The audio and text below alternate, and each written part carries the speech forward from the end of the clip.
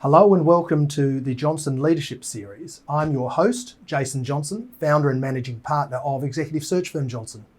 Today we're joined by Rob Coombe, a prominent director who has recently led the successful turnaround and sale of the Craveable Brands business to PAG Asia Capital.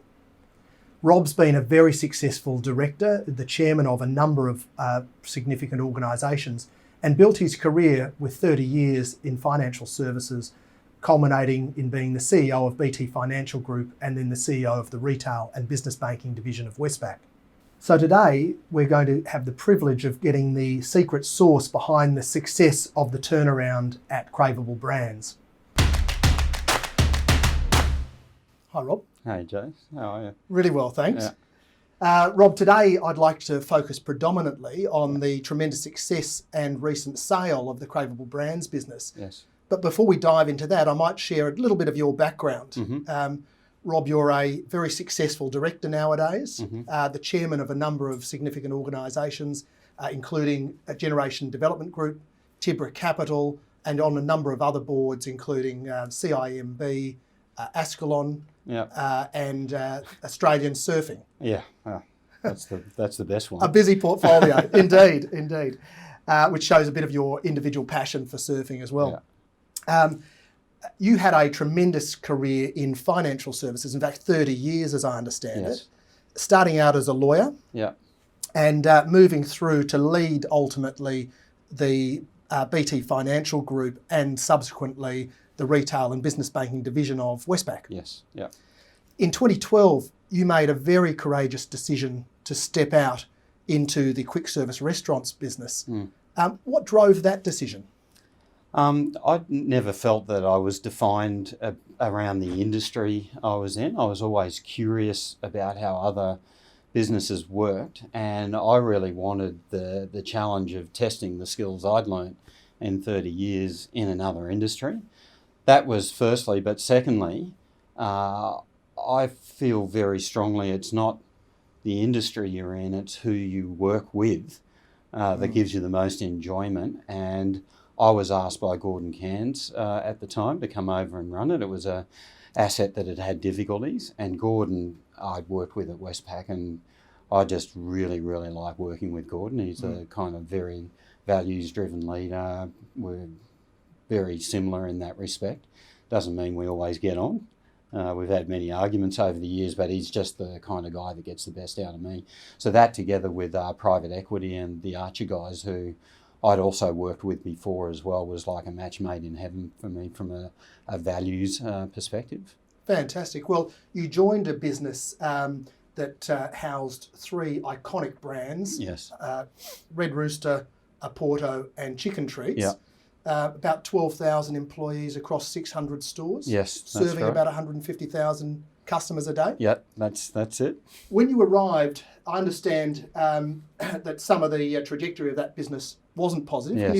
Can you talk to us about what you found on arrival? Yes, well, I mean, the business had 4 CEOs in 2 years, so you can imagine things weren't synchronised that well at that point in time. The business was challenged. I mean, sales were heading south, margins were heading south, stores were closing, franchisees were up in arms, employee engagement in the business wasn't particularly strong, and obviously with all those things put together, there was a shareholder that was pretty anxious as well. I mean, private equity assets are also quite leveraged. So when things are not going well, it does put an impetus in there to get moving and get those metrics turned around the right way. So very challenging environment, Jason, and also a very competitive and tough industry as well. So you kind of overlaid that with the challenge, and it was quite a task ahead. I understand you believe in 100-day plans. Yes. What were some of the elements of your 100-day plan for Craveable Brands? So firstly, the 100-day plan, I know it's a bit of a cliche, but it's very important, I believe, because a new CEO coming into a business almost has the permission to actually get a lot of stuff done. Like people are waiting, they're expecting. So, it's a waste not to take advantage of that environment. I did have a plan when I went in, and culminating in that, as you normally get in a 100-day plan, is a board-endorsed strategy to take the business forward and to get it turned around. I pretty quickly realised I had to throw my 100-day plan out when I started in there, because there was just so many things that needed to be attended to, and so many stakeholders, all who had legitimate issues and wanted to air their voice on what needed to be done. So, to be honest, Jason, I spent the first 100 days basically out on the road speaking to franchisees, employees, suppliers, other stakeholders out there. Even I chased down the original founders of these brands from 40 years ago to try and connect with them about what had originally made the brands great, with the view to, at the end of that, having enough information to then go away and start to put my thoughts together on how to turn that business around. So, yeah, I also put about 8 kilos on in that first 3 months, going around to all the stores, but that's a side thing. But yeah, look, being a new industry as well, Jason, I had a steep learning curve as well. So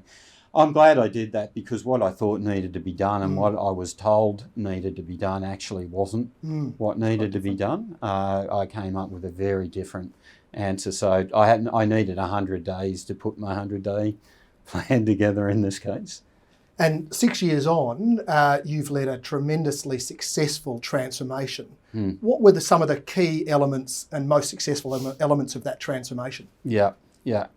I had this, if any of my staff ever see this video, they'll have a chuckle. I called it a transaround, because it was a transformation and a turnaround at the same time. It's like driving a car and trying to change the engine out. It's a very difficult thing to do, because we needed to get all those metrics that I mentioned before going the right way, which is the turnaround component. But our competitors in the Australian market, which is basically Macca's, Hungry Jack's, Domino's and KFC, they're master franchises of US parents. They are their best businesses in the world in Australia.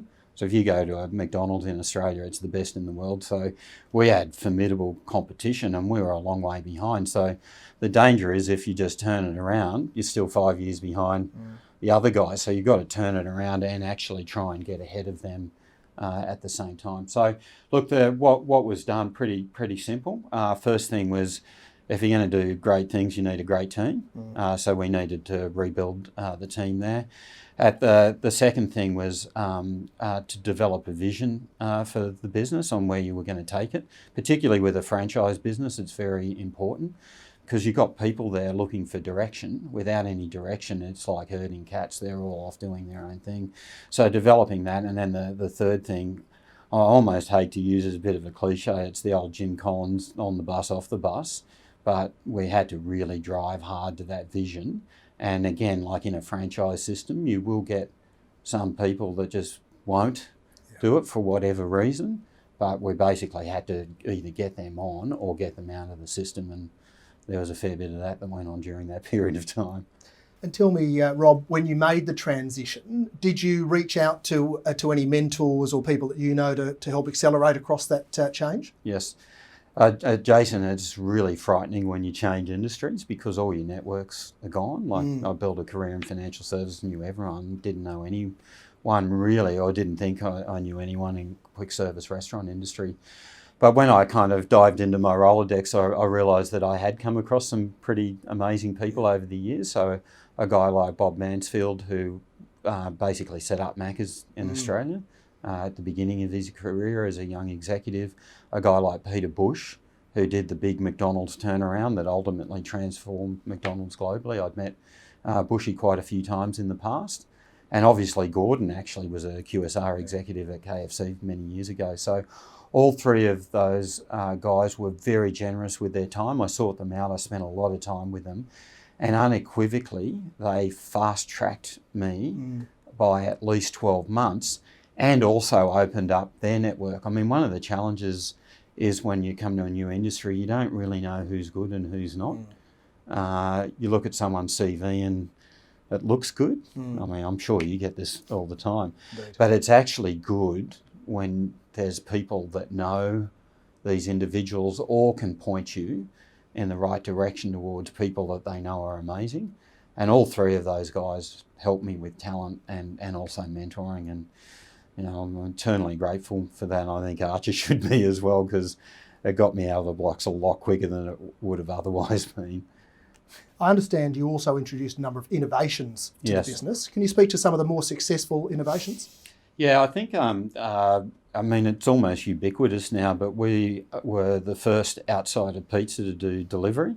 So we built the whole logistics around a delivery system, which is online ordering, a back of house management system around that. And then we had to rebuild the websites and then the drivers and build out cars and put up pylons on stores. And we rolled that out, and it really, really hit the mark.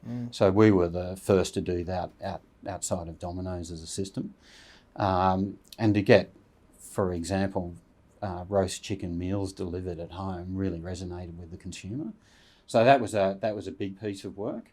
The second thing, and this is not overly innovative in many ways, but it was really important for each of the brands to have their unique identity. What had happened, and this is a trap that a lot of people fall into when they're running a multi-brand strategy. In the end, if you're not careful, all the brands can become the same, and then they lose their personality and they start cannibalising each other. It was very important that we develop this concept, which I actually picked up in Westpac, but it's more appropriate to the restaurant industry, called one kitchen, many dining rooms. So to get the back of house or the back of the business operating in a standard way, like finance, HR, IT, but to preserve what's unique about the individual brands, so branding, operation, menu, those types of things. So we cleaned that up as well. And then finally we did another first in Australia in the QSR industry, which is to roll out a loyalty scheme, which was all app-based. I know it sounds, everyone's got one now, but we were the first to do it. And again, that was extremely important. Like in banking, I knew all of our customers, we knew where they lived, how much they got paid. We had so much information, we didn't do that much with it. In QSR or in any retail business, you just don't have any information on your customers. So when you're marketing, it's kind of that spray and pray concept. But once you build up a database of who your customers are and where they're shopping and so on, you can be far more sophisticated and efficient in the way you market to your customers. So they're probably three things: delivery, building out the brand identities, and rolling out the loyalty schemes. Having led through an incredible turnaround, what's the characteristics of talent that you need to help drive that scale of turnaround? Yeah. So it's not, the type of person is not necessarily the person with the most buttoned down CV having worked for the biggest brands out there, because a lot of the time, not always, those people have had an incredible amount of support structure around them and may not have encountered a turnaround. So ideally it's someone that's actually done it before and has had a track record, enjoys it. It's not always a lot of fun when you're doing it, and is incredibly resilient. They're the kind of things that I'd be looking for. I mean, if they've got experience, that's a positive as well, but the experience in the sector is not as important as the experience in having done the turnaround. So Rob, you have had tremendous success leading a franchise network, while many others over the recent past have struggled. What are your learnings and reflections? The one key learning here is that it's a symbiotic relationship based on trust. So you really, really both sides need to work together for a common goal. I think where these things go astray is where the franchisor, who generally has more power than the franchisee, abuses that power in their own self-interest. I spent as much time thinking about how the franchisee could make more money as I spent thinking about the shareholder. If you don't have that mindset, you could really, really screw your franchisees, and we've seen a fair bit of that happening. Indeed. Yeah. Rob, you've had now several interactions, very successful interactions indeed, with private equity firms. What are your tips to other executives who are coming into a private equity-backed business? The first thing I'd say is I really like the model because I like the owners sitting at the table. You can make decisions very quickly and dynamically. It's a very stimulating environment. I do it again any day of the week. I think the main thing is to be very clear on what the owners are trying to achieve and what time frame they're working at, and then to build out a plan to that. It's not to say you have to agree with everything that the private equity guys are pushing. Obviously, they've got strong financial acumen and really focus on optimising shareholder returns. That's a great thing. That's a given. But there's many different ways to getting an optimised shareholder return. So you need to educate. A little bit disparaging, but you need to work the agenda up with them that there's many other inputs that come into a financial return than just the numbers. So you need to have engaged staff, you need to have a great customer value proposition, you need to manage your suppliers properly, all these kind of things that probably aren't high on the PE owner's agenda needs to get up there, and that will get you the right result at the end.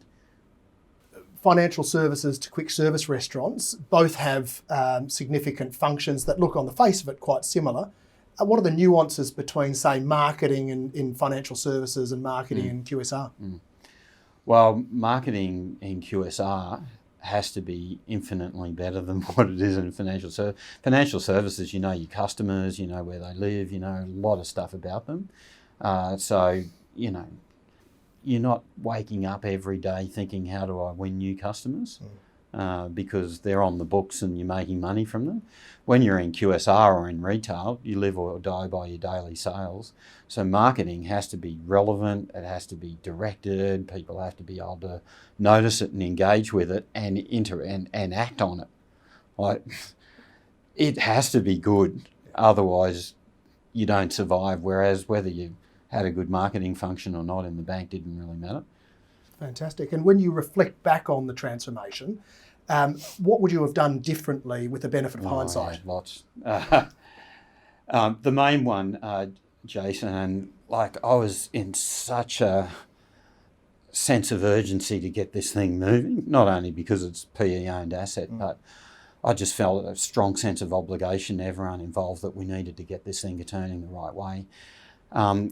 I tried to do it too quickly before I had that team that I mentioned fully embedded in the business. And if you try and roll out a transformation or a turnaround with a suboptimal team, you're going to make a lot of mistakes.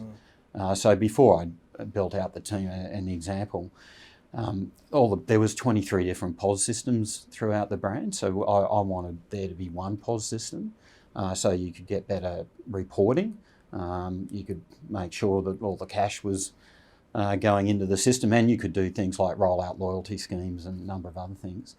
Anyway, before I even hired a head of IT, we rolled that out, and there were issues all over the place with that. It was the right system, but executed badly because I just didn't have the people that were able to do it. That's one example of that. So definitely, no matter how much of a rush you're in, you got to get your team in place before you get too aggressive on the transformation agenda. And talking of teams, you'd had 30 years in financial services and then moved to quick service restaurants where the demographic is profoundly different, yes. Largely a millennial-based employee group. How did you find the difference in leadership approaches that you had to apply in quick service restaurants? Couldn't be more different. Financial services, generally well paid. People go into that industry as a profession and as a long-term career, and generally got university qualifications, and they're motivated by compensation and bonuses and all of that. This is completely opposite. The average age in the stores is 16. Store managers 17. Most people aren't doing it as a career. They're doing it to earn a bit of money. So, you know, there's not a natural level of engagement or sophistication with that audience. But what I realised very quickly is the millennials, so to speak, are very, very keen to learn. And in many ways, like for many of them, this is the first job And I felt like this strong sense of really wanting to set them up for the future, and they were thirsty to learn. So providing you could deliver training, learning and development in a way that they could engage with, which is on mobile phones, you could really kind of capture their attention and really start to build out some talent there. And the second thing, maybe this is not surprising for those that know millennials, but they actually really love feedback. Mm. And they hadn't been given a lot of feedback. It was kind of set and forget culture. And, you know, we started to make sure that the people that were doing the right things were recognised for that. I know it sounds pretty simple, but like it goes a really long way, like a really long way with the millennials. The pat on the back, financial services, you've got to pay people a bonus before they feel good about it.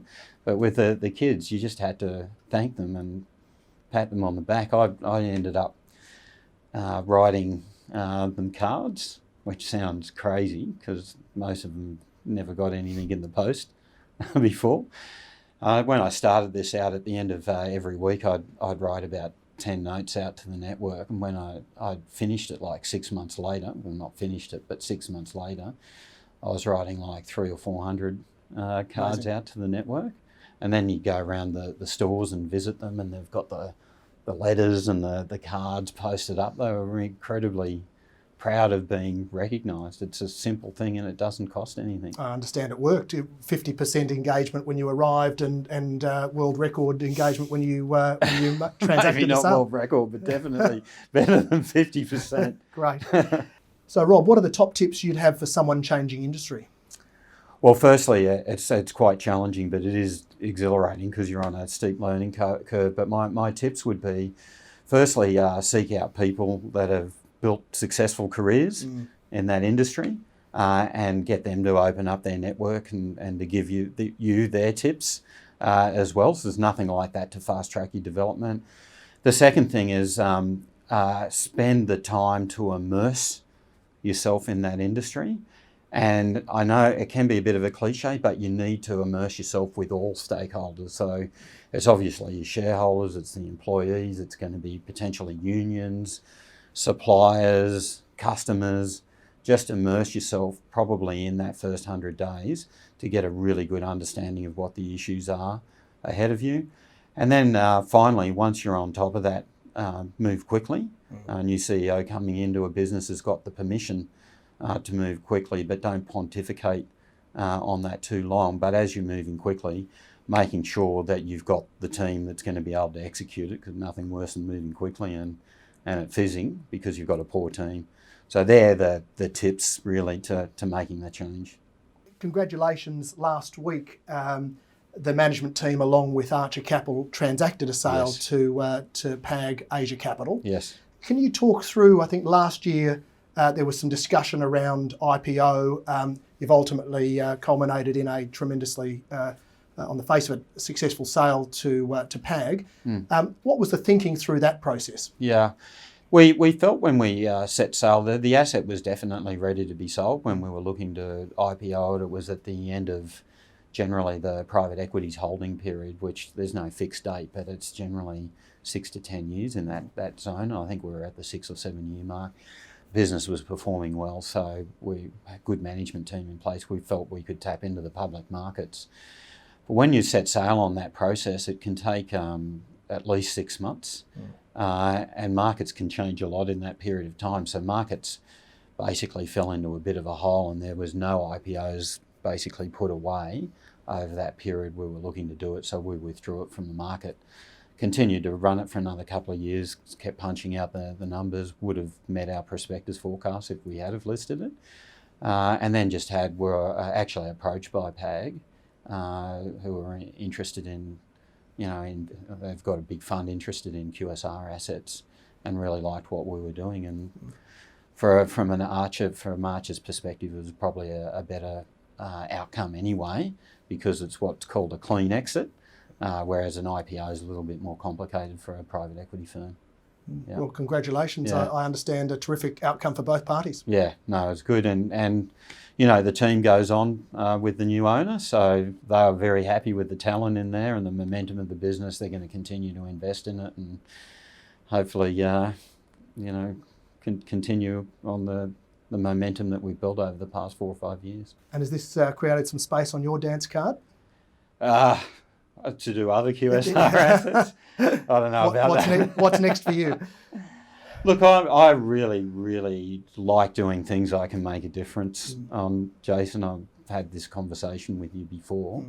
So I'm definitely open to transformations, turnarounds, or working with people that are doing those types of things. I think if you can change something for the better, it's one of the best things you can do as an executive. It's something you can be incredibly proud of. I'm never going to be the person that sits there and clips the ticket.